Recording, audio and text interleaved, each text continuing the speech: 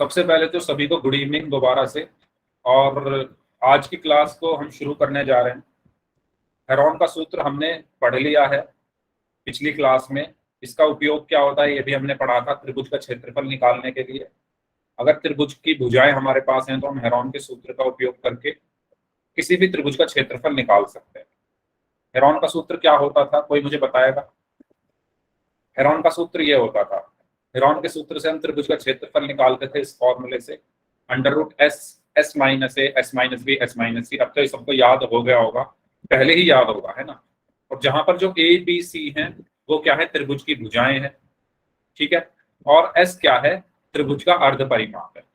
और वो अर्ध परिमाप कैसे निकालते हैं हम, तीनों भुजाओं का योग और दो से हम उसको अगर भाग कर दें तो वो क्या होता है, त्रिभुज का अर्ध परिमाप होता है, ठीक है। तो इसी पे बेस्ड एक क्वेश्चन है आपके लिए।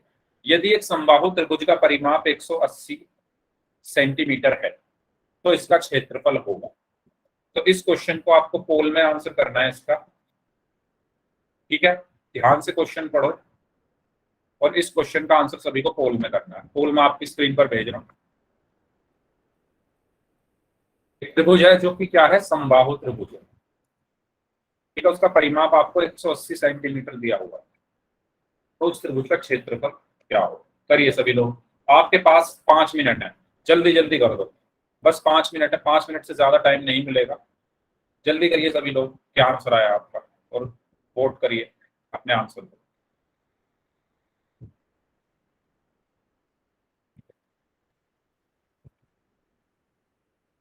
समबाहु त्रिभुज क्या होता है सबको पता होगा, फिर भी मैं बता देता हूँ। समबाहु त्रिभुज जिसकी तीनों भुजाएं बराबर हो, ठीक है। ऐसा त्रिभुज जिसकी तीनों भुजाएं क्या हो, बराबर हो, उसको हम समबाहु त्रिभुज कहते हैं। इक्विलेटरल ट्राइंगल इंग्लिश में जिसको कहा जाता है। बाहु का मतलब क्या होता है, भुजाएं। कहते हैं ना, बाहुबली मूवी देखी थी ना, बाहुबली। बाहुबली कौन होता है, मतलब जिसमें, जिसकी भुजाएं, अब क्या बताऊं, वो चीज छोड़ो। बाहुबली मूवी में, चलो, बाहु का मतलब होता है भुजाएं, ठीक है। सम मतलब बराबर। तो जिसकी भुजाएं सारी बराबर हों, समान हों, उसको हम क्या कहते हैं, समबाहु। एक होता है समद्वि बाहु। समद्वि बाहु क्या होते हैं, जिसकी दो भुजाएं बराबर हो। एक होता है विषम बाहु, जिसकी एक भी भुजा बराबर ना हो, ठीक है। तो करिए सभी लोग जल्दी से। जिन बच्चों ने अभी अभी क्लास ज्वाइन की है उनको भी इस क्वेश्चन का आंसर करना है। क्वेश्चन है, यदि एक समबाहु त्रिभुज का परिमाप 180 सेंटीमीटर है तो इसका क्षेत्रफल क्या होगा। Option A 900 centimetre square, option B 900 root 3 centimetre square, option C 300 root 3 centimetre square, option D 600 root 3 centimetre square. करिए सभी, 2 मिनट हो रहे हैं आपके पास। दिया सर। 11 में से 6 लोगों का आंसर सही है। ओके, जिनका हो गया बस थोड़ा सा वेट कर लो, बाकी लोग भी कर लें, फिर चलते हैं आगे।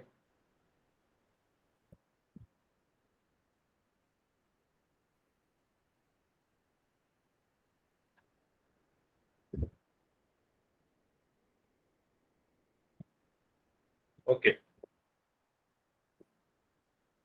आधे लोगों का तो आंसर आ गया है, बाकी जो लोग बच गए हैं जल्दी से आंसर कर दो।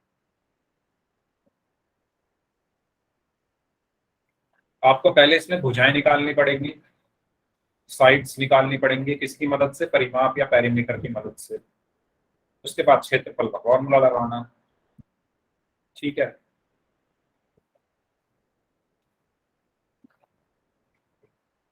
करिए।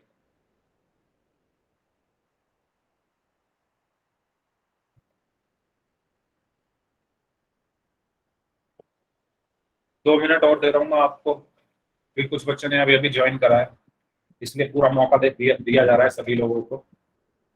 मौके का फायदा उठाएं, सभी लोग आंसर करें पोल में।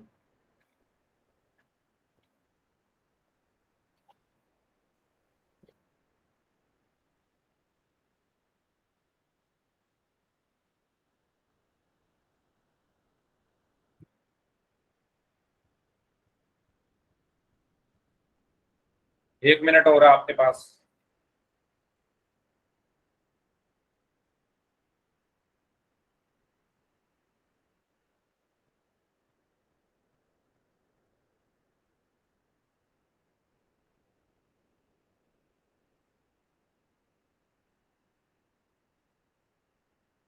हाँ जी,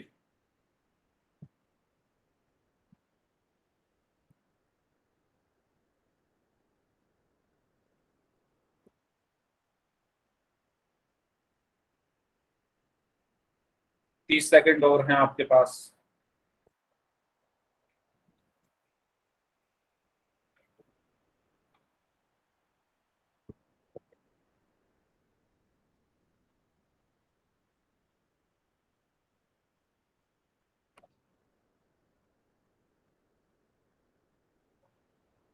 बीस second.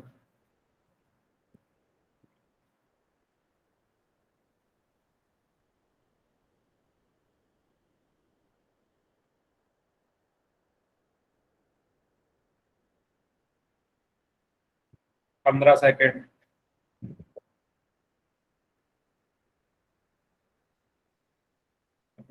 Last 5 seconds. 5 4 3 2 1।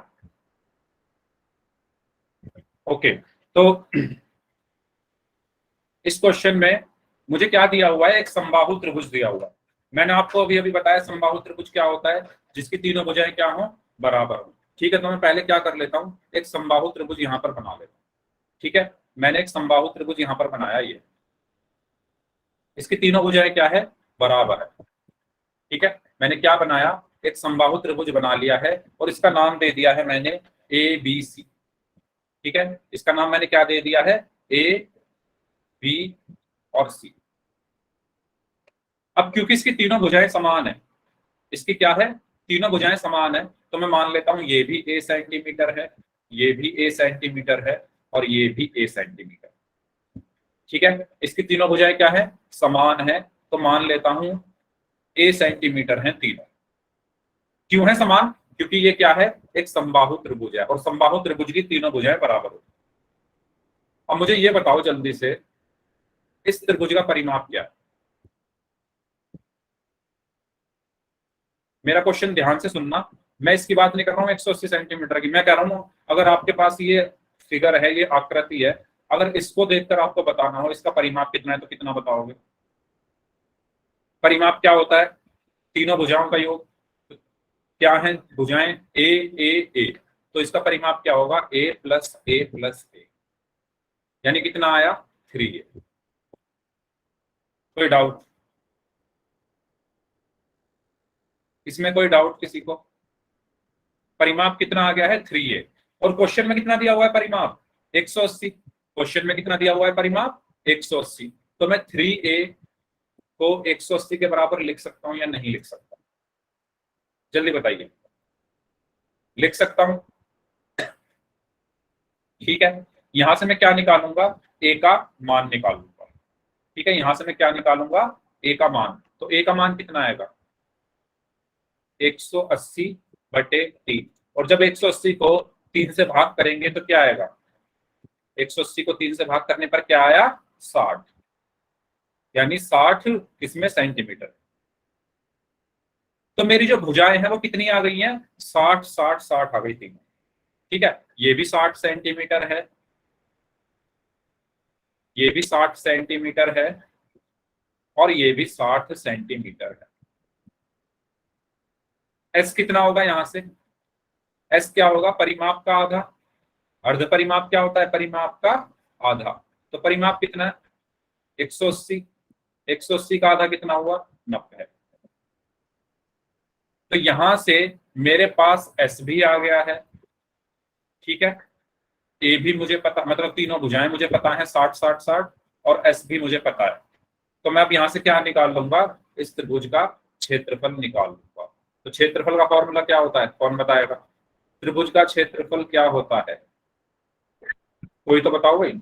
S minus A S minus B S minus C. Very good. तो सबसे पहले क्या आएगा, S, S minus A, S minus B और एस माइनस सी, यही होता है। ठीक है, अब मैं इसमें क्या कर दूंगा, सबके मान रख देता हूं, तो एरिया कैसे निकलेगा, ए बराबर क्या है, अंडर रूट में एस कितना है 90, 90 माइनस 60, 90 माइनस 60 क्योंकि तीनों भुजाएं 60 हैं, और 90 माइनस 60, तीनों भुजाएं 60 क्यों, क्योंकि एक समबाहु त्रिभुज है, समबाहु त्रिभुज की तीनों भुजाएं बराबर होती हैं। तो ए बराबर अंडर रूट में क्या आया, क्या आया 90 गुणा 30 गुणा 30 गुणा 30।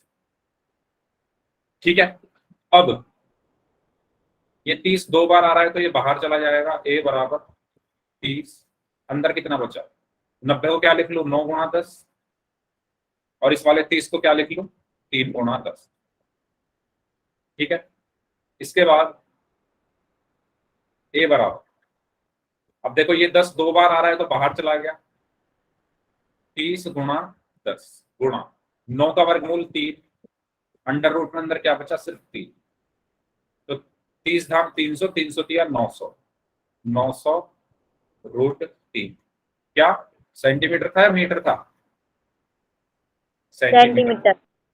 ओके, तो ये हो जाएगा वर्ग सेंटीमीटर या सेंटीमीटर स्क्वायर, आप कुछ भी लिख दो। ठीक है, तो ये मेरा क्या आ गया है यहाँ पर, क्षेत्रफल या एरिया आ गया, तो ये मेरा होगा आंसर। तो कौन सा ऑप्शन सही होगा, बी। बी। ठीक है, तो जिन्होंने बी आंसर दिया था उनका जो आंसर है वो सही है। अब ओके गुड, जल्दी से बताओ, सबको समझ आ गया तो वाई टाइप कर दो, अगर किसी को डाउट है तो पूछ लो। सबको समझ आ गया है, आसान था। ठीक है, तो ऐसे ही क्वेश्चन मिलेंगे आपको एग्जाम में, बस संख्याएं इधर उधर कर देगा, काम आपको यही करना है। ओके, आगे बढ़ते हैं, चलो ठीक है आगे बढ़ते हैं। तो यस, ये क्वेश्चन है, एक पार्क है जो कि चतुर्भुज एबीसीडी के आकार का है, जिसमें जो एंगल सी है वो 90 डिग्री है, ए बी बराबर 9 मीटर है, बी सी बराबर 12 मीटर है, सी डी बराबर 5 मीटर है, और ए डी बराबर 8 मीटर है। तो इस पार्क का आपको क्या बताना है, क्षेत्रफल बताना। क्या बताना है, क्षेत्रफल बताना। चलो, तो ये जो आपकी एक्सरसाइज 12.1 है उसी का क्वेश्चन है। चलो करते हैं इसको, शुरुआत करते हैं। सबसे पहली चीज यहां पर ध्यान देने की ये है कि मुझे एक चतुर्भुज एबीसीडी दिया हुआ है जिसमें जो एंगल सी है वो 90 डिग्री है। इस चतुर्भुज एबीसीडी का जो एंगल सी है वो कितना है, वो 90 डिग्री है। तो मैं क्या करूंगा, पहले 90 डिग्री का ही बना लूंगा। ठीक है, पहले मैं क्या करूंगा 90 डिग्री का ही बना लेता हूं। तो मैं यहाँ क्या करता हूं, 90 डिग्री का मैंने एक एंगल बना दिया है। ठीक है, और ये एंगल को क्या नाम दिया हुआ है, सी। ये एंगल को क्या नाम दिया हुआ है, सी। और ये एंगल कितना है, 90 डिग्री। इसको लिखना चाहो लिख लो 90 डिग्री को, या फिर हम इससे भी समझ जाते हैं, ये जो लगा हुआ है ना, इसका मतलब ये होता है कि 90 डिग्री का है। ठीक है, तो ये है सी 90 डिग्री। इसके बाद कहा गया है कि ए बी बराबर 9 मीटर है। तो एक चीज यहां पर ध्यान देने की है, वो क्या है, अगर आप कोई भी चतुर्भुज बना रहे हो, ध्यान रखना हमेशा उसका जो आप नाम देते हो वो नाम लगातार आना चाहिए। लगातार आने से मतलब ये है, अगर आप यहाँ पर लिख रहे हो ए, यहाँ पर लिख रहे हो बी, तो यहाँ पर सी ही आना चाहिए। ऐसा मत कर देना सी यहाँ लिख दो और डी यहाँ लिख दो। आपने चेन तोड़ दी ना, ए के बाद आपने बी लिखा, बी के बाद यहाँ पर सी आना चाहिए था, तो यहाँ सी आएगा और यहाँ डी आएगा। ये होता है नामकरण करने का तरीका। ठीक है, कोई भी आयत हो, कोई भी चतुर्भुज हो, कुछ भी हो, उसका नाम डालने का एक तरीका होता है। आप कहीं से भी शुरू कर लो, यहां से शुरू कर लो, यहां से शुरू कर लो, कहीं से ही शुरू कर लो, लेकिन चलना आपको, अगर ए के बाद यहाँ बी लिख रहे हो तो यहाँ सी आएगा, यहाँ डी आएगा। या अगर इस ए के बाद आप बी यहाँ लिख रहे हो तो सी यहाँ आएगा, डी यहाँ आएगा। मतलब आपको चेन नहीं तोड़नी है। ये होता है नाम लिखने का तरीका। ठीक है, अगर क्वेश्चन आपको ना, क्वेश्चन में अगर फिगर नहीं दिया तो खुद से बनानी पड़ेगी, और खुद से अगर बना रहे हो तो इस चीज का हमेशा ध्यान रखना। कभी कभी क्या होता है, मान लो हमने ऐसे लिख दिया, ABCD, और क्वेश्चन में हमें AC दिया हुआ है 5 सेंटीमीटर, तो हम 5 सेंटीमीटर यहां लिख देंगे, लेकिन नहीं, AC ये होगा, C यहां आएगा, ये होगा 5। फिर जब आपकी भुजाई गलत हो गई तो आपका क्वेश्चन ही गलत हो जाएगा। अंतर समझ रहे हो? क्वेश्चन पे नाम, ये जो करते हैं हम नामकरण, इसको करने का तरीका, ठीक है। एंटी क्लॉकवाइज, क्लॉकवाइज, ठीक है। नहीं, अगर आप क्लॉकवाइज भी चलोगे उसमें भी कोई दिक्कत नहीं है, बस ये है कि चेन नहीं टूटे, ठीक है। क्लियर ये चीज? चलो, तो यही चीज मुझे आपको यहाँ पर बतानी थी, क्योंकि यहाँ पर मुझे फिगर खुद से बनाना पड़ेगा। तो ये सी आ गया है 90 डिग्री। अब यहाँ पर दिया हुआ है ए बी दिया हुआ है 9 मीटर। तो मुझे ये बताओ, ए बी इधर ही तो आएगा, ठीक है। तो मैं क्या कर लेता हूँ, एक ए बी बना लेता हूँ, ये मैंने ए बी बना लिया, या फिर उसी कलर में बना लेता हूँ, ठीक है। हाँ, एंटी क्लॉकवाइज अगर चलोगे ना तो ज्यादा ठीक रहेगा। सचिन सही कह रहे हो, एंटी क्लॉकवाइज ही चले, क्लॉकवाइज भी चल सकते हो, लेकिन एंटी क्लॉकवाइज ज्यादा सही रहेगा, तो आपको भी एंटी क्लॉकवाइज ही चलना, ठीक है। चलो, तो यहां पर दिया हुआ है हमें ए बी, यहां पर हमें दिया हुआ है ए बी, कितना दिया हुआ है 9 मीटर, तो मैंने यहां पर लिख दिया 9 मीटर। BC कितना दिया हुआ है 12 मीटर, ठीक है। और CD कितना दिया हुआ है, ABCD यहां आ जाएगा, CD कितना दिया हुआ है 5 मीटर, और AD कितना दिया हुआ है 8 मीटर, तो AD को भी पूरा कर लो। ये है कितने मीटर, 8 मीटर,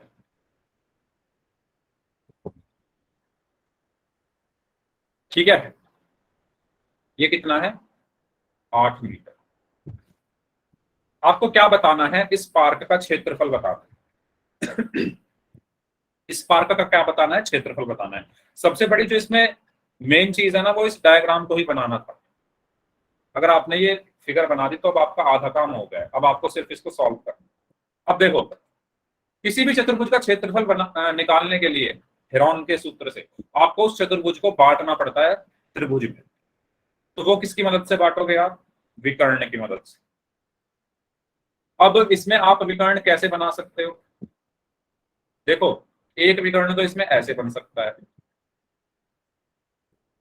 एक विकर्ण इसमें ऐसे बन सकता है। मुझे फायदा कौन से वाले से है, मुझे फायदा इस वाले से है, क्योंकि अगर मैं डीबी को विकर्ण बनाता हूं तो यहां मेरे पास 90 डिग्री है, और अगर यहां मेरे पास 90 डिग्री है, डीबी मेरा विकर्ण है, तो इस त्रिभुज में मैं पाइथागोरस प्रमेय लगा सकता हूं। बात समझ रहे हो? अगर मैं डीबी विकर्ण खींच दूं अपनी तरफ से, रचना जिसको हम कहते हैं, तो मैं इस त्रिभुज में पाइथागोरस प्रमेय लगाकर डीबी का मान निकाल सकता हूं। लेकिन अगर मान लो मैं ये ना खींच के विकर्ण इसको खींच देता, एसी को, तो आप इस एसी का मान नहीं निकाल पाते, क्योंकि ये 90 डिग्री नहीं दिया हुआ, निकाल ही नहीं सकते। हाँ, अगर आप इसको विकर्ण बना दोगे डीबी को, तो आप सिंपल इसमें, ये 90 डिग्री है, ठीक है, इसमें पाइथागोरस प्रमेय लगा सकते हैं। अब आपको ये तो पता होगा ना सभी को पाइथागोरस प्रमेय क्या होती है। पहली चीज ये कि पाइथागोरस प्रमेय लगती है किस पर, राइट एंगल ट्राइंगल यानी समकोण त्रिभुज पर। किस पर लगती है, समकोण त्रिभुज पर, यानी जिसका एक एंगल क्या हो 90 डिग्री, ठीक है। पाइथागोरस प्रमेय कौन से त्रिभुज पर लगती है, समकोण त्रिभुज पर। समकोण त्रिभुज कौन सा त्रिभुज होता है, जिसका एक एंगल क्या हो 90 डिग्री हो, जैसे 90 डिग्री है। इसके सामने वाली जो भुजा होती है उसको हम कर्ण बोलते हैं, या हाइपोटेन्यूज। किसके सामने वाली भुजा, 90 डिग्री के सामने वाली जो भुजा होती है उसको हम कर्ण बोलते हैं। जिन दो भुजाओं के बीच में 90 डिग्री का कोण बनता है, जैसे इन दोनों के बीच में बन रहा है ना, इसमें से किसी को भी आप लंब बोल सकते हो, किसी को भी। मान लो इसको बोला मैंने लंब, तो ये परपेंडिकुलर इसको इंग्लिश में बोला जाता है, और इसको हम क्या बोलेंगे, बेस यानी आधार, ठीक है। मेन जो चीज याद रखने की वो है कर्ण। कर्ण किसके सामने वाली भुजा होती है, 90 डिग्री के सामने वाली भुजा कर्ण होती है। ठीक है, तो पाइथागोरस प्रमेय क्या कहती है कि जो कर्ण का स्क्वायर है वो लंब के स्क्वायर प्लस आधार के स्क्वायर के बराबर होती है। ये होता है हमारा पाइथागोरस प्रमेय। ठीक है, कर्ण मतलब ये 90 डिग्री के सामने वाली भुजा का स्क्वायर किसके बराबर होता है? देखो ये 90 डिग्री है, सबको दिख रहा होगा, ये 90 डिग्री है। इसके सामने कौन सी भुजा है? ये, इसको हम बोलेंगे कर्ण। तो कर्ण का जो स्क्वायर है वो बराबर होता है लंब स्क्वायर प्लस आधार स्क्वायर। इसको हम कहते हैं पाइथागोरस प्रमेय। इसको ही हमें यहां पर लगा, कौन से त्रिभुज में? त्रिभुज डीबीसी में पाइथागोरस प्रमेय द्वारा।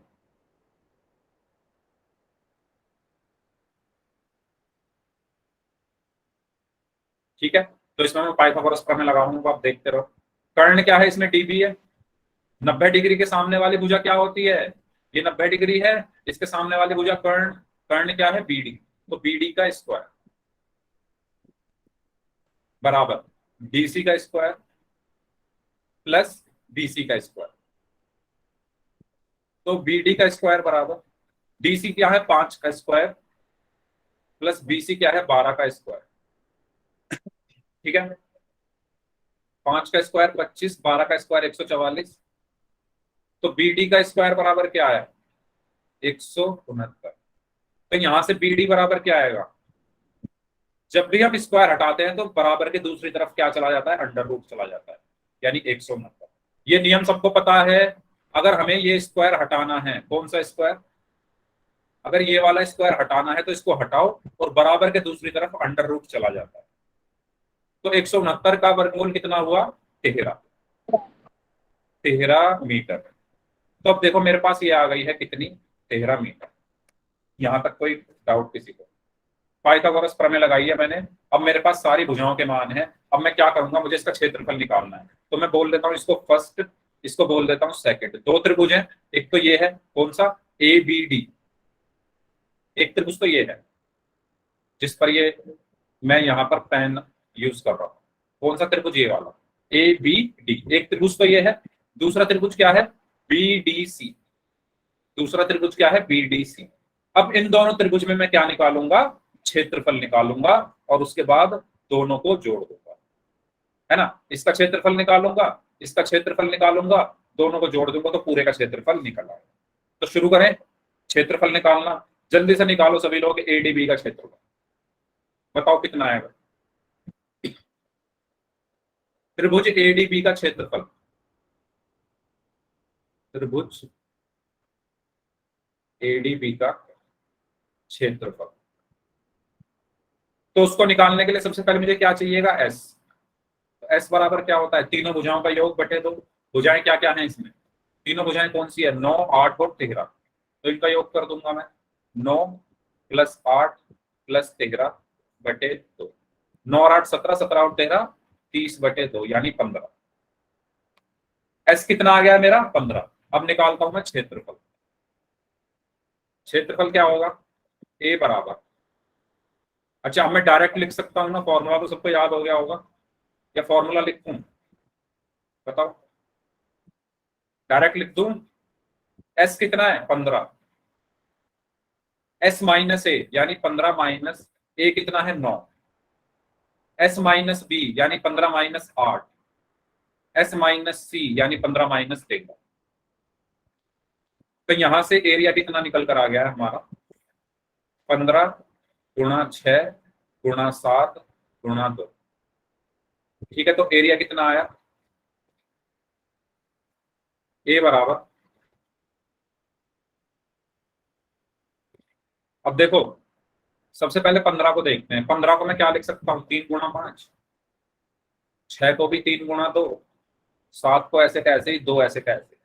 अब देखो ध्यान से, ये 5, अच्छा 5 तो नहीं है, ये 3 और ये 3 दो बार आ रहे हैं तो बाहर आकर एक बार लिखूंगा। ये वाला 2 और ये वाला 2 भी दो बार आ रहे हैं तो बाहर आकर एक बार लिखूंगा। अंदर अंडर रूट में क्या बचा? 5 और 7 यानी 5 गुणा 7। तो 3 दूनी 6 रूट 35। ये किसका आ गया है मेरा? मीटर में आया है, सेंटीमीटर में आया है? एक बार चेक कर लेते हैं। क्या था? मीटर था। तो ये आ जाएगा मेरा मीटर में। ठीक है, मीटर स्क्वायर। ये किसका क्षेत्रफल आ गया है? पहले वाले त्रिभुज का। सबको समझ में आया? इसका क्षेत्रफल निकाला है मैंने हेरोन का यूज करके, फर्स्ट वाले का। पहले एस निकाला, तीनों भुजाओं को जोड़ के 2 से भाग किया, फिर क्षेत्रफल निकाला। अब बारी आती है सेकंड वाले की। तो सेकंड वाले में अगर आप ध्यान से देखो, मुझे ऊंचाई पता है और बेस पता है, तो मैं हेरोन ना लगाकर इसमें सीधा 1/2 आधार गुणा ऊंचाई वाला फॉर्मूला लगा सकता हूँ, VDC।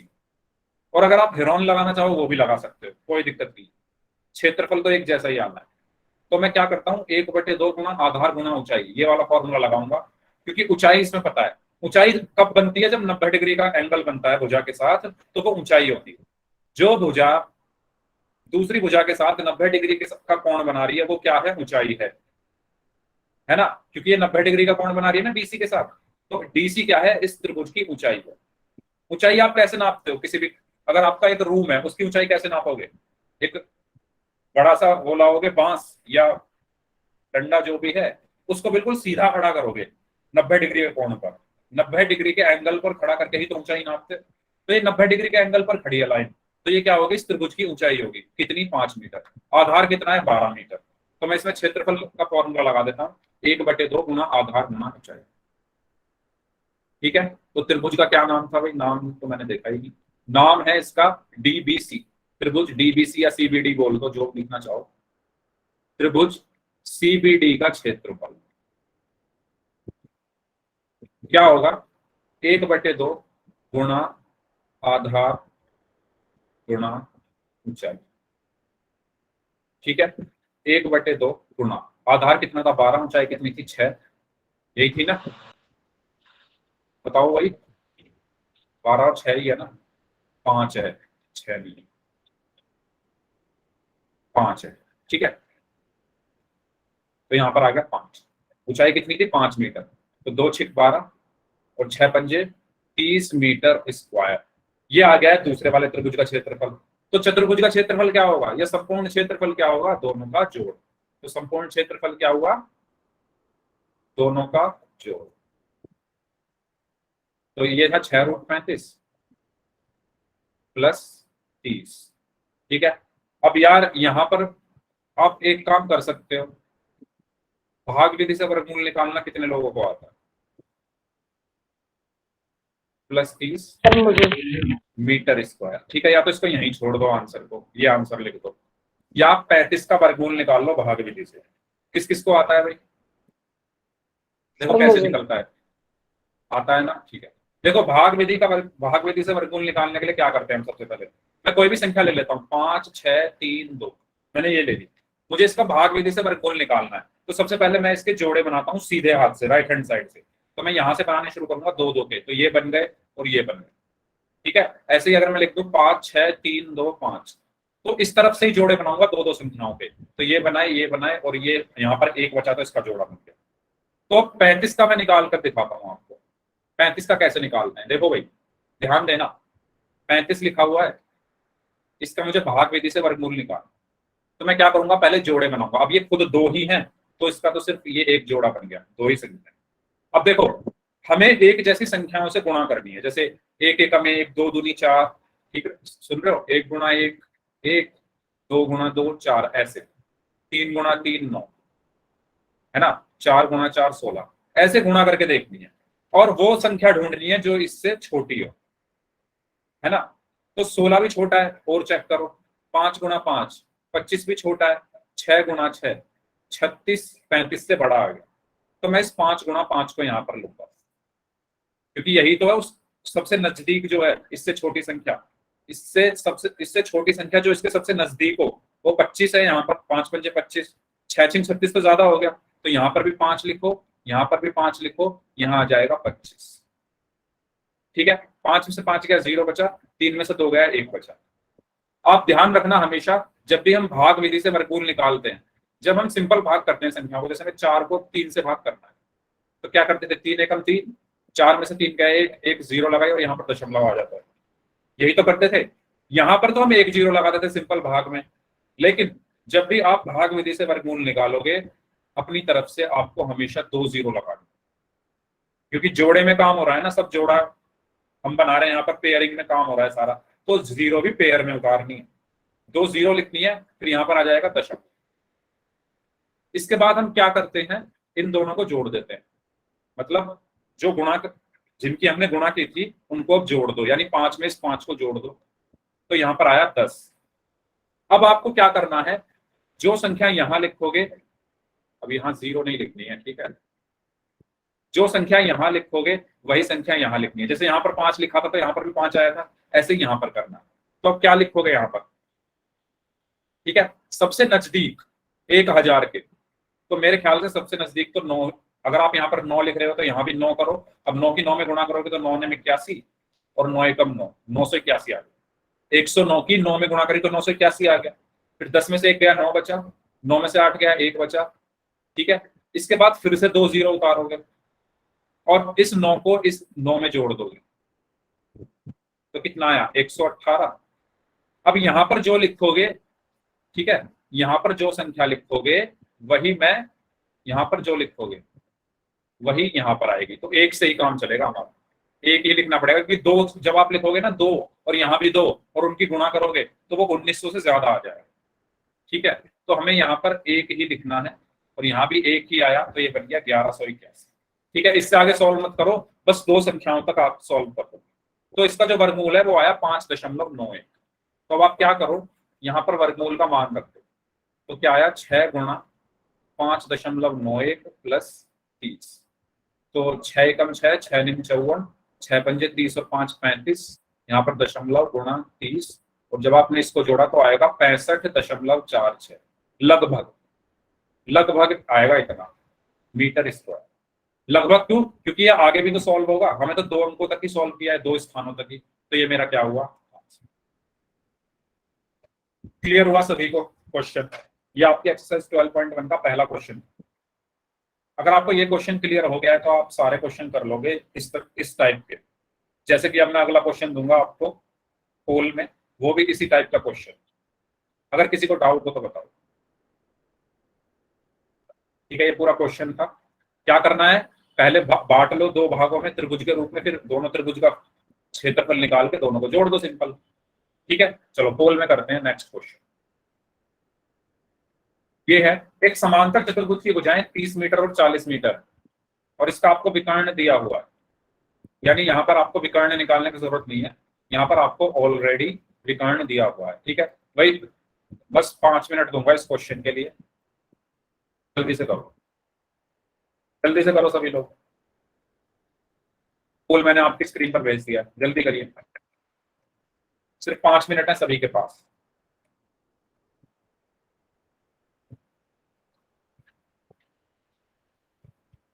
यस,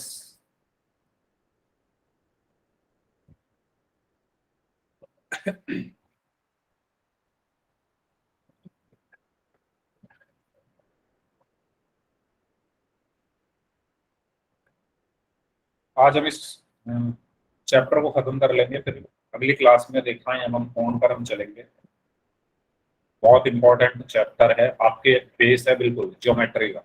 अगर आपको ज्योमेट्री अच्छे से पढ़नी है तो ये जरूर आना चाहिए, लाइन्स एंड एंगल्स।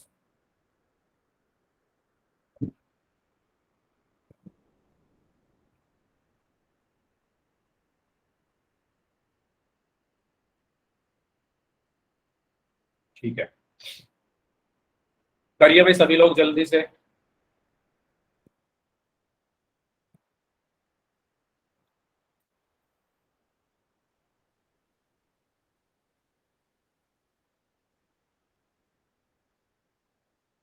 जल्दी जल्दी करें, 2 मिनट और हैं आपके पास। अच्छा, आपको एक चीज यहाँ पर मैंने पिछली क्लास में शायद बताई थी कि समांतर चतुर्भुज की आमने सामने की भुजाएं समान होती हैं, है ना। अगर ये समांतर चतुर्भुज है इस तरीके से,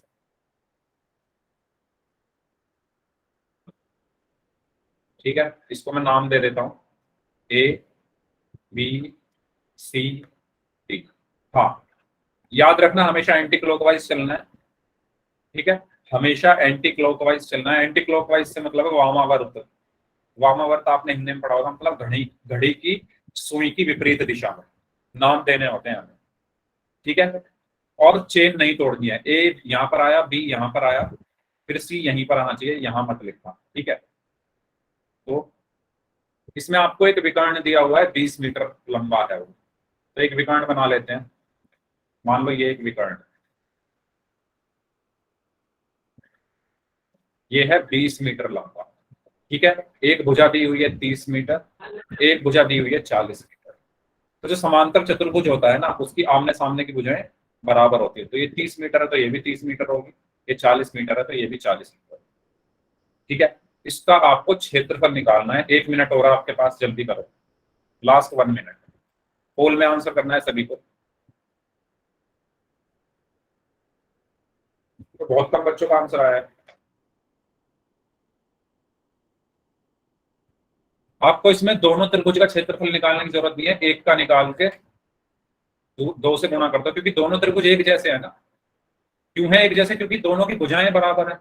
इसकी भी भुजा 30, 40 और 20 है, इसकी भी भुजा 30, 40 और 20 है, तो दोनों का क्षेत्रफल एक ही आएगा, मतलब एक जैसा ही क्षेत्रफल होगा दोनों का। तो जितना इसका होगा उतना इसका होगा। टोटल निकालने के लिए गुणा कर दो 2 की, तो पूरा क्षेत्रफल आ जाएगा। करिए सभी लोग जल्दी से, 1 मिनट और है आपके पास, फिर अगले क्वेश्चन की तरफ चलते हैं।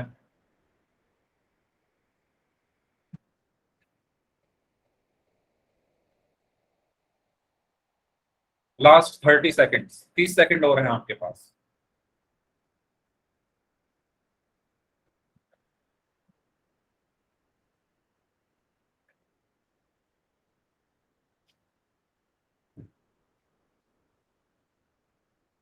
लास्ट 20 सेकेंड्स, 30 सेकेंड और हैं आपके पास। आपको जो भी मैं क्वेश्चन करा रहा हूं ना, टफ से टफ क्वेश्चन जो पेपर में आ सकता है वो करा रहा हूं। इससे अगला क्वेश्चन एरोप्लेन वाला करेंगे, बहुत अच्छा क्वेश्चन है जो आपकी बुक में है ये, ठीक है। Last 10 seconds,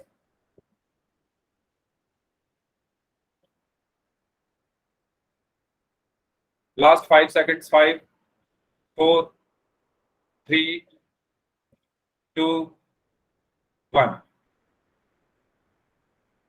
good. देखो, सबसे पहली चीज, वही काम हमें यहाँ पर करना है।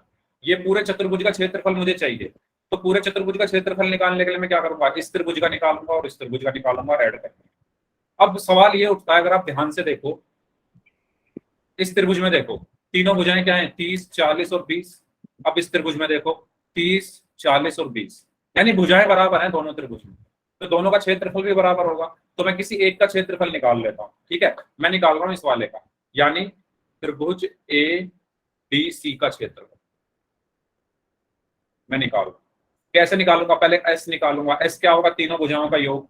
तीनों भुजाएं क्या है? 30, 40 और 20। तो 30 प्लस 40 प्लस 20, उसको किससे भाग करना है? 2 से। तो 30 और 40 70, 70 और 20 90 बटे 2 बराबर 35। आंसर सही था। क्या? तो ये मेरा क्या आ गया है? एस आ गया है। अब क्या चाहिए? सर हमारा आंसर सही था सर। क्षेत्रफल चाहिए। मुझे समझ नहीं आ रहा आप क्या बोल रहे हो, दोबारा बोलो।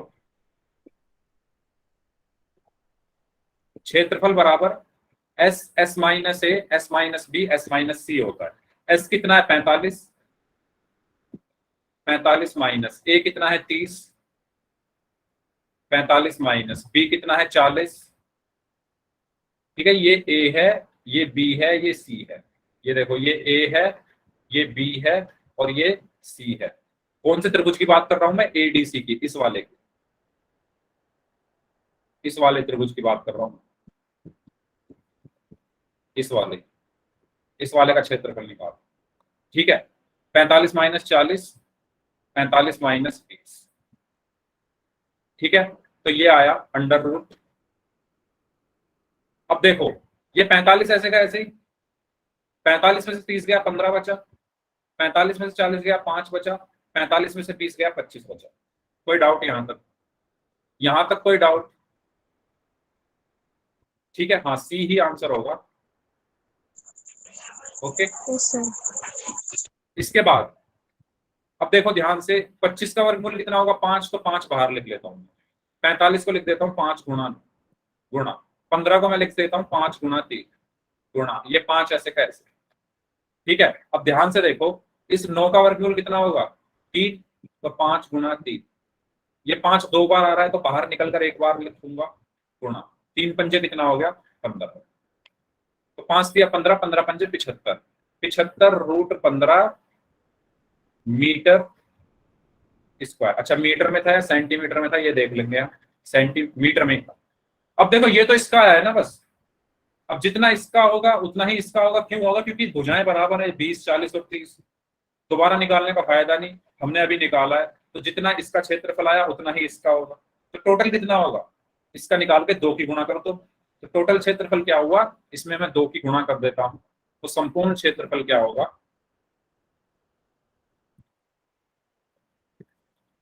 2 गुणा 75√15, और 75 की 2 में गुणा करोगे तो 150√15 मीटर स्क्वायर। तो ये मेरा क्या आया है आंसर, कौन सा सही है, कौन सा था भाई 150 वाला सी। ठीक है, तो सी जो है सही आंसर। क्लियर सभी को, जल्दी बताओ। अच्छा क्वेश्चन था, मजा आया सभी को करने में क्वेश्चन को। चलो अगला क्वेश्चन और मजेदार है, ये है। ठीक है, एक लड़की है जिसका नाम राधा है, उन्होंने एक रंगीन कागज से एक हवाई जहाज का चित्र बनाया है। ठीक है, और जो चित्र है उसकी आकृति दिखाई हुई है 12.115 में। इस कागज का कुल क्षेत्रफल ज्ञात कर। कितने बच्चे कर सकते हैं इस क्वेश्चन को, बहुत अच्छा क्वेश्चन है, मतलब इसमें आपको सब कुछ मिल जाएगा। सब कुछ मिलने से मतलब ये है त्रिभुज भी मिल जाएगा, आयत भी मिल जाएगा, और क्या मिल जाएगा, ये क्या बोलते हैं इसको, समलंब। ठीक है, हिंदी में इसको समलंब बोलते हैं, इंग्लिश में बोलते हैं इसको इंग्लिश में क्या बोलते थे यार, बार बार भूल जाता हूँ इसका नाम। ठीक है, चलो हिंदी में इसको समलंब बोलते हैं। ठीक है, तो इन सबका आपको क्षेत्रफल निकाल, जब आप इन सबका क्षेत्रफल निकाल दोगे तो उसको जोड़ देना है। यही तो है, पूरा क्षेत्रफल निकालने के लिए आप क्या करोगे, इसका भी निकालोगे, इसका भी निकालोगे, इसका भी और नीचे वाले का भी, सबका निकाल कर उनको जोड़ दोगे। तो शुरू करें कार्यक्रम। ठीक है, चलो शुरू करते हैं। मैं आपको सजेस्ट करूंगा स्पेशली उन बच्चों को जिनको ये क्वेश्चन नहीं आता, वो बुक में देखते रहे क्वेश्चन, क्योंकि अब मैं आगे बढ़ूंगा ना स्लाइड से तो आपको क्वेश्चन दिखेगा, बुक में देखते रहो। सबसे पहले मैं इसको कुछ हिस्सों में बांटा हुआ है क्वेश्चन में ही। क्वेश्चन में बोला गया है ये आपका पहला हिस्सा है, ये आपका दूसरा हिस्सा है, ये आपका तीसरा हिस्सा है, ये चौथा हिस्सा है और ये पांचवा हिस्सा है।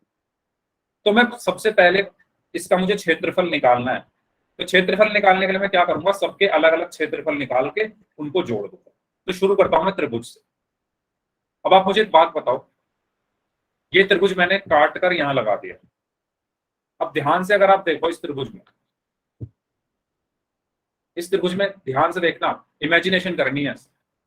देखो ये सेम पॉइंट से दो लाइन आ रही, एक ही बिंदु से, ऊपर वाला जो बिंदु है बिंदु ए, वहां से, अच्छा ये ए नहीं है, बिंदु का नाम नहीं दिया गया, मैं इसका नाम लिख लेता हूं, मान लो इसका नाम मैंने लिख दिया ए। तो ये जो पॉइंट है, इस पॉइंट से दो लाइन नीचे की तरफ आ रही है, सभी को दिख रही है दो लाइन, एक ये वाली और एक ये वाली, और ये दोनों एक सीधी लाइन पर आकर रुक जा रही है। ये दोनों एक सीधी लाइन है, एरोप्लेन का ये जो हिस्सा होता है इसको बिल्कुल सीधा दिखाया गया है, इस सीधी लाइन पर आकर ये रुक जा रही है। तो मुझे ये बताओ जितनी लंबाई इस लाइन की होगी उतनी ही होगी या नहीं होगी दूसरी लाइन की, क्यों, क्योंकि दोनों एक ही पॉइंट से आ रही हैं और एक ही सीधी रेखा पर आकर गिर रही है। ठीक है, अगर कोई दो लाइन किसी एक बिंदु से आती है और किसी एक सीधी रेखा पर आकर गिरती है तो उन दोनों रेखाओं की लंबाई बराबर होती है। बराबर कहने का मतलब यह है कि अगर ये 5 सेंटीमीटर है तो दूसरी वाली भी 5 सेंटीमीटर हो। ठीक है, क्योंकि ये 5 सेंटीमीटर है तो ये वाली भी कितनी हुई 5 सेंटीमीटर। नेक्स्ट, ये चीज सबको समझ में आ गई है तो वाई टाइप कर दो जल्दी से। अगर ये चीज सबको समझ में आ गई है तो वाई टाइप कर दीजिए जल्दी से। ठीक है, नेक्स्ट, अब देखते हैं नीचे वाली लाइन, मतलब नीचे वाली से मतलब है ये वाली। अब आप नीचे अगर जाओ तो देखो एरोप्लेन में ऐसा तो होगा नहीं, इतना हिस्सा छोटा होगा और इतना हिस्सा बड़ा होगा। यहां से लेकर यहां तक पूरा एक जैसा होता है, ठीक है। एरोप्लेन में यहां से लेकर यहां से लोग बैठना शुरू करते हैं और पीछे तक एक जैसा होता है। जैसे बस होती है, बस में शुरू से लेकर एंड तक का पीछे पूरी एक जैसी लंबाई होती है ना, ऐसा तो होता नहीं यहाँ ज्यादा जगह है यहाँ कम जगह है। सीट ज्यादा और कम हो सकती है, लेकिन बस की जो चौड़ाई है वो तो आगे से लेकर पीछे तक एक जैसी होती है। तो जितनी चौड़ाई यहाँ पर है इस प्लेन की, उतनी ही चौड़ाई नीचे होगी। समझ रहे हो? जितनी चौड़ाई इस लाइन की है, जिस लाइन पर मैं इस टाइम पर पेन घुमा रहा हूँ, उतनी ही चौड़ाई नीचे वाली लाइन की होगी, क्योंकि सेम चौड़ाई होती है ना। ऐसा तो होगा नहीं आगे से छोटा पीछे से बड़ा। तो जितनी ये है 1 सेंटीमीटर, उतनी ही ये होगी 1 सेंटीमीटर। तो इसीलिए ये नीचे वाली लाइन क्या हुई, 1 सेंटीमीटर। 1 सेंटीमीटर। ये बताओ मुझे, चीज क्लियर है सभी को? अगर किसी को इसमें डाउट है तो प्लीज पूछ लो। अब मेरे पास ये एक त्रिभुज है, इसका आप क्षेत्रफल निकाल सकते हो आसानी से, निकाल सकते हो ना सभी लोग इसका क्षेत्रफल आसानी से? तो निकालते हैं। चलो सबसे पहले एस कितना, एस क्या होगा इसका, जल्दी से बताओ। अब हम इस क्वेश्चन को थोड़ा जल्दी जल्दी करते हैं, क्योंकि हमने ऐसे क्वेश्चन बहुत सारे किए हैं। तो एस क्या होगा, तीनों भुजाओं का योग बटे 2। तीनों भुजाएं कितनी है, 5, 5 और 1, इनका योग कितना हुआ, 11 बटे 2। ठीक है, इसके बाद क्षेत्रफल क्या होगा इसका, अंडर रूट में एस। एस कितना है, 11 बटे 2। एस माइनस ए, 11 बटे 2 माइनस ए कितना है, 5। एस माइनस बी, 11 बटे 2 माइनस 5। एस माइनस सी, 11 बटे 2 माइनस 1। अब याद आया ये सब चीज आपको क्यों सिखाई गई थी, भिन्नों को कैसे जोड़ते घटाते हैं, इसलिए सिखाई गई थी, क्योंकि यहां काम आएंगे। ठीक है, अब जल्दी से मुझे बता दो तो क्या आएगा इसको सॉल्व करके। ये तो बहुत क्वेश्चन करें इसके तो हमने। ठीक है, 11 बटे 2 ऐसे का ऐसे ही, 11 बटे 2, एक मिनट, क्षेत्रफल बराबर 11 बटे 2 ऐसे का ऐसे। 11 बटे 2 में से 5 घटाओगे तो कितना आएगा, जल्दी घटाओ। 5 एलसीएम, हाफ। ठीक है, 2 पंजे 10, 11 में से 10 गया 1 बटे 2 आएगा। ठीक है, ये भी 1 बटे 2 आएगा, ये भी 2 एकम 2, 11 में से 2 गया 9 बटे 2। 9 भाई पॉइंट। ये मैं मान के चल रहा हूँ ये सब चीजें आपको आती है, क्योंकि मैं ये सिखा चुका हूँ। आती है ना सभी को, इनको कैसे घटाया, इनको कैसे घटाया, इनको कैसे घटाया, एलसीएम लेकर। ठीक है, चलो अब देखो 1 बटे 2 2 बार आ रहा है, तो ये बाहर आ जाएगा। अंडर रूट में क्या बचा, 11 बटे 2 गुणा 9 बटे 2। अब आप ध्यान से देखो, ये जो नीचे वाला 2 है, ये जो नीचे वाले 2 हैं, ये भी तो 2 बार आ रहे हैं, ये और ये, तो ये भी बाहर आ जाएंगे, यानी 1 बटे 2। अब ये नीचे हैं तो नीचे ही आएंगे, बाहर भी, ऐसा मत कर देना ऊपर लिख दो। ये 2 नीचे हैं, हर हैं, तो बाहर निकल के भी हर में ही रहेगा। तो मैंने क्या किया, ये 2 बार आ रहा है तो बाहर निकल के मैंने ये हर में ही लिखा है, ऊपर मत लिख देना। ठीक है, अंडर रूट में 11 गुणा 9 बचा। ठीक है, ये कितना हुआ, 1 बटे 4। अब 9 बाहर आके 3 हो जाएगा, अंडर रूट में 11। ठीक है, तो ये क्या बचा, 3 बटे 4 रूट 11। 3 बटे 4 कितना होता है, 0.75। 3 को जब 4 से भाग करते हैं तो क्या आता है, 0.75। ठीक है, तो 0.75 अंडर रूट 11। अब जल्दी से 11 का वर्गमूल और निकाल दो, भाग विधि से। भाग विधि से 11 का वर्गमूल और निकाल लेते हैं, साइड में निकाल रहा हूं। क्या करते हैं हम, पहले जोड़ा बनाते हैं। इसका मैंने जोड़ा बनाया, पेयर बनाया। अब ये 2 दूनी 4, 3 तिया 9, 4 चौक 16। 16 तो ज्यादा हो गया, तो 3 तिया 9 जाएगा, 3 तिया 9। यहाँ पर बचा 2, फिर 2 0 उतारे तो यहाँ पर दशमलव आ गया। इस 3 को इस 3 में जोड़ देंगे तो यहाँ पर 6 आया। अब कितनी बार जाएगा, 3 तिया 9, 3 6 18, 3 बार ही जाएगा।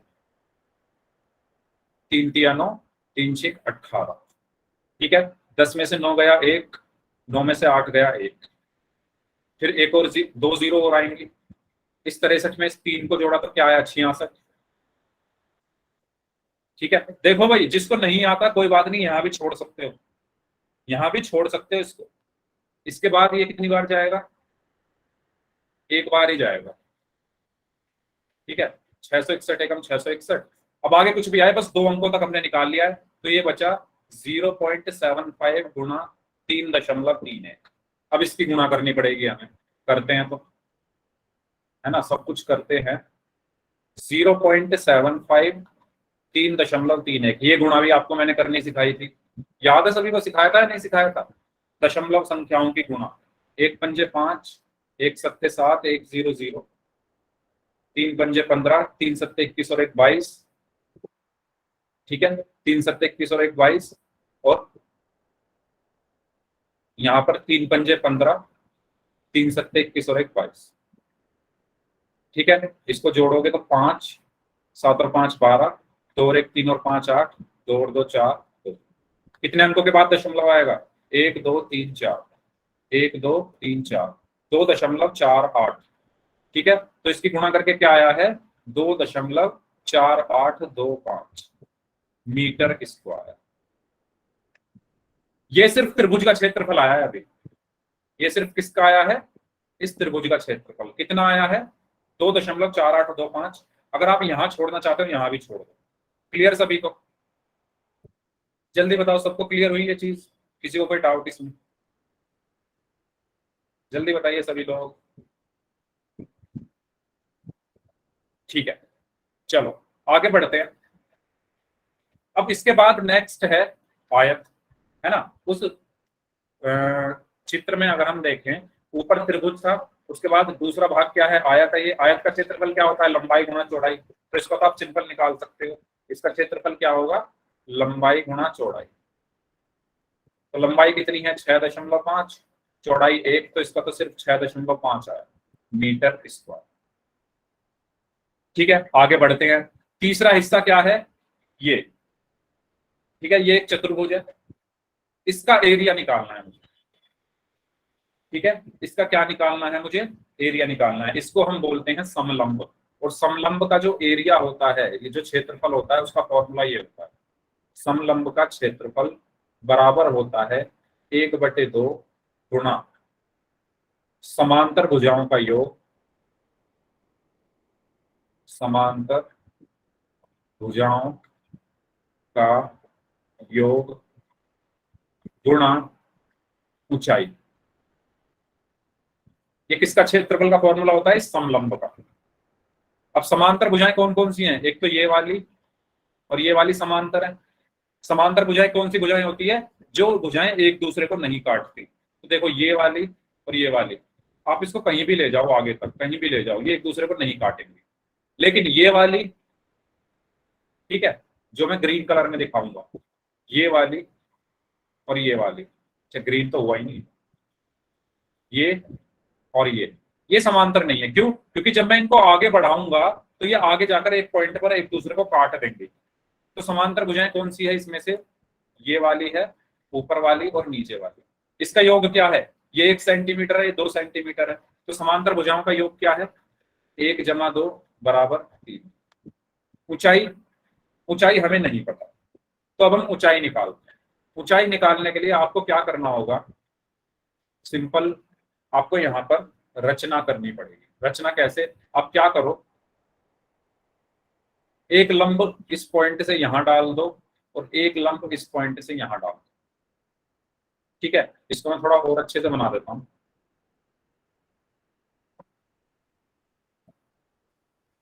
ये था हमारा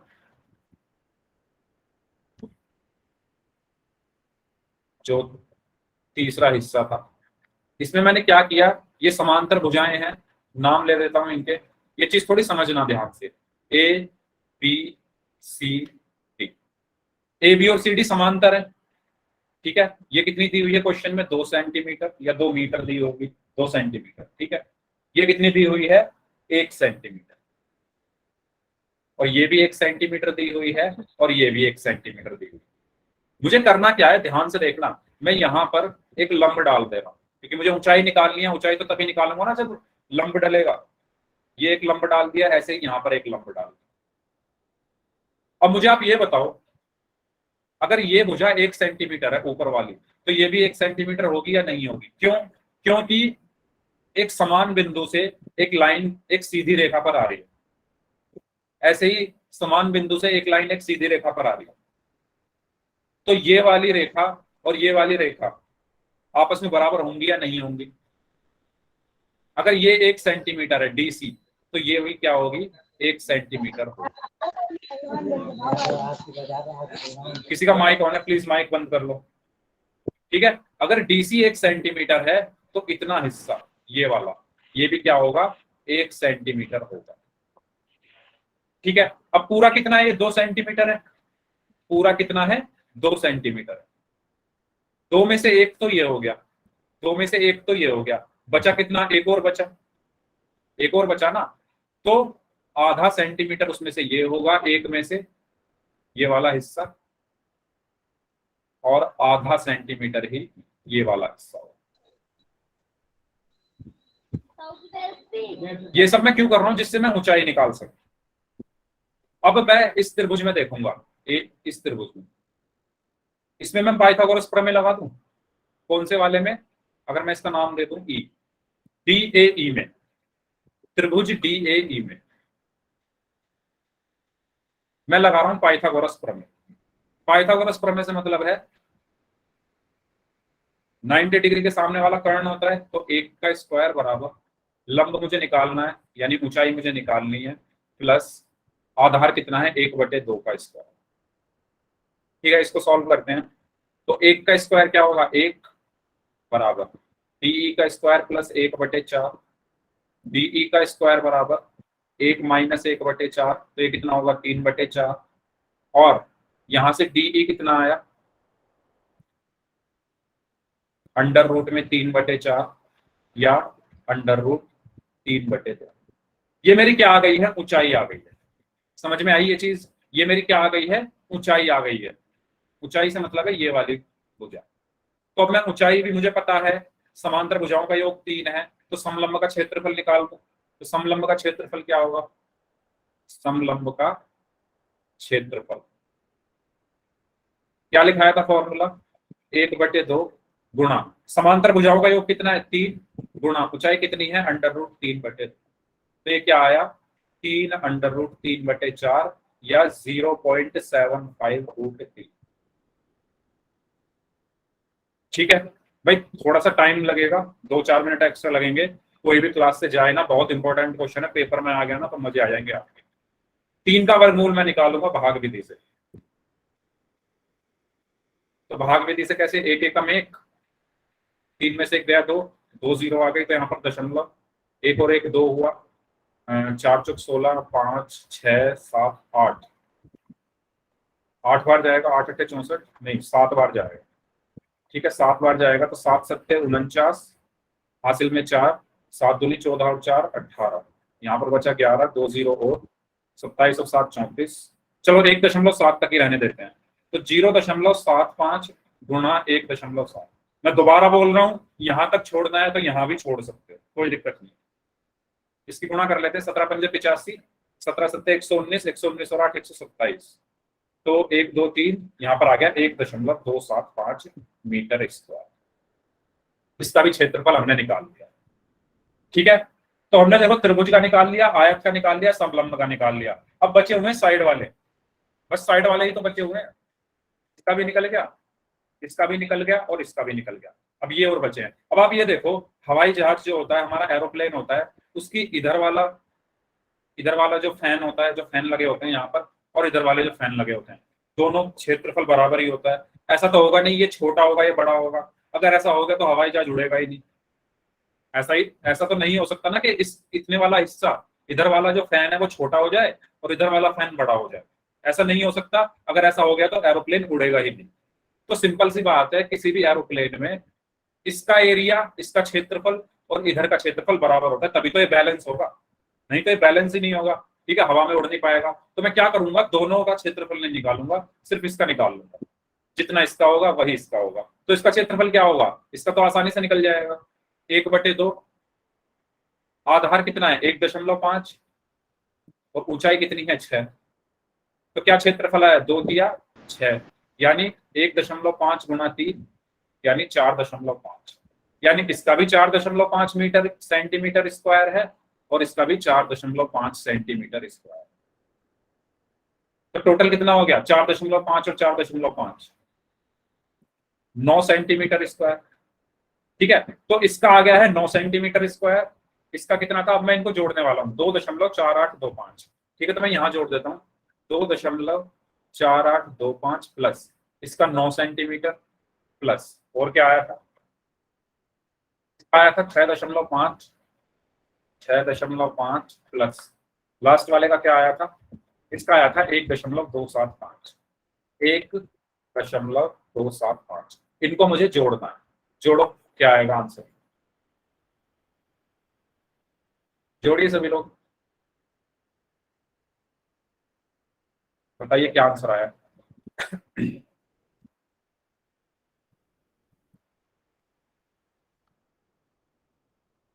जोड़ लोगे ना इसको, ठीक है, इसको जोड़ के आपका फाइनल आंसर आ जाएगा। ये हो गया 15.5 इतना प्लस 1.275 प्लस 2.4825। ठीक है, इसको जोड़ो 19.4 आ रहा है। ठीक है, तो ये इतना ही आएगा 19.4। ठीक है, इसका आंसर चेक करना पीछे यही आ रहा है क्या। ठीक है, तो इस क्लास को फिर यहीं तक रखते हैं, है ना।